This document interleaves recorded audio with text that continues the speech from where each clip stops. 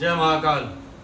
आज हम चर्चा करेंगे पंचक, जो कि रविवार मतलब आज से ही रविवार से इस माह का रविवार से शुरू हो गए हैं।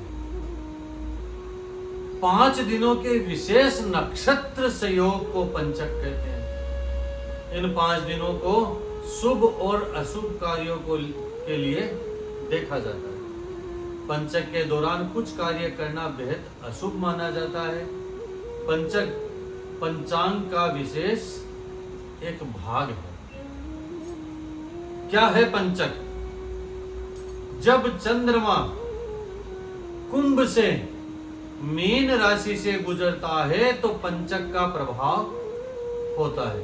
आमतौर पर इसे 5 महत्वपूर्ण नक्षत्रों में चंद्रमा के गुजरने का समय माना जा सकता है।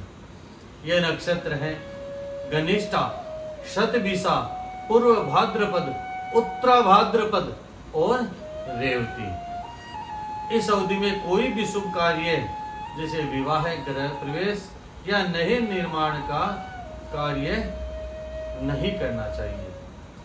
पंचक अशुभ क्यों माना जाता है?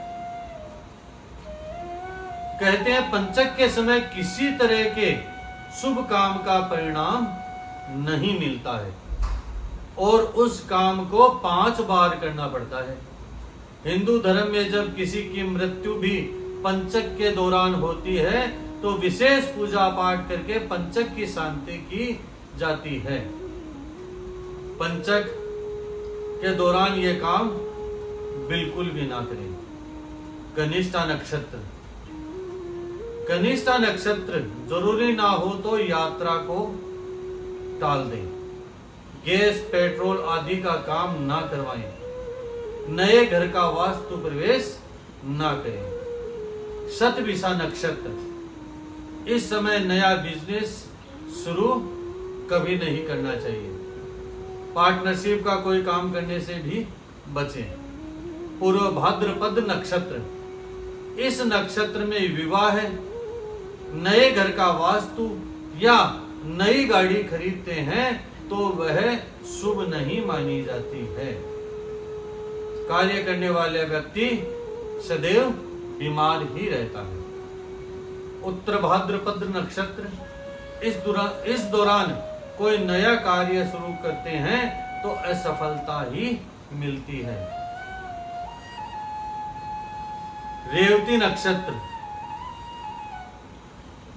रेवती नक्षत्र, इस समय काम करने से आर्थिक हानि होने की संभावना सदैव बनी रहती है। रेवती भी एक गंडमूल नक्षत्र है और इस नक्षत्र में जन्म लेने वाले व्यक्ति को रेवती नक्षत्र में जन्म लेने वाला व्यक्ति हर दूसरे महीने बीमार रहता है और रेवती नक्षत्र में जन्म लेने वाले व्यक्ति को बांग्ला मुखी की साधना करनी चाहिए। पंचक के प्रकार और उनका प्रभाव। पंचक के अनुसार पंचक एक विशेष समय होता है। इसमें किसी भी शुभ कार्य को करने से पहले सावधानी बरती जाती है। यह 5 दिनों की अवधि होती है। पंचक के विभिन्न प्रकारों का विस्तार। पंचक के विभिन्न प्रकारों को विस्तार से समझते हैं। किस पंचक में कौन कौन से कार्य वर्जित माने गए हैं? पंचक के 5 प्रकार माने गए हैं। नंबर 1 जो अभी चल रहा है, रोग पंचक। यह पंचक तब होता है जब पंचक की शुरुआत रविवार से होती है। इस पंचक के दौरान यज्ञ या धार्मिक अनुष्ठान जैसे कार्य करने से बचना चाहिए। राज्य या नृप पंचक, यदि पंचक की शुरुआत सोमवार से होती है तो इसे राज्य पंचक या नृप पंचक कहा जाता है। इस समय नौकरी या नई सरकारी योजनाओं में प्रवेश करना वर्जित माना गया है। तीसरा है अग्नि पंचक। मंगलवार से शुरू होने वाला पंचक अग्नि पंचक कहलाता है। इस समय घर का निर्माण, गृह प्रवेश या किसी भी प्रकार की नई संपत्ति से जुड़े कार्य नहीं करने चाहिए। चौथा है चोर पंचक। शुक्रवार को शुरू होने वाला पंचक चोर पंचक कहलाता है। इस समय यात्रा करने से बचें, क्योंकि चोरी या धन हानि होने की आशंका प्रबल होती है। अब आता है सबसे लास्ट पांचवा, मृत्यु पंचक। यदि शनिवार से शुरू पंचक होता है तो इसे मृत्यु पंचक कहते हैं। इस पंचक के दौरान विवाह, सगाई और अन्य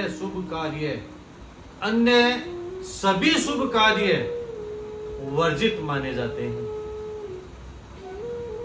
अब पंचक आ गया तो हमें क्या उपाय करना चाहिए? पंचक के दौरान आसान उपाय करके आप इस समय को शांतिपूर्ण और शुभ बना सकते हैं। पंचक के दौरान निम्नलिखित 5 उपाय करना विशेष रूप से लाभकारी माना जाता है। भगवान विष्णु और भगवान शिव की पूजा करें। जरूरतमंदों को अन्न, वस्त्र या धन का दान करें। पंचक के समय में असहाय गायों को हरा चारा खिलाने से शुभ फल प्राप्त होता है। इस समय आप घर या मंदिर में विशेष पूजा, अनुष्ठान या हवन करवा सकते हैं। पंचक के दौरान नाखून और बाल काटने से भी बचना चाहिए। जय महाकाल।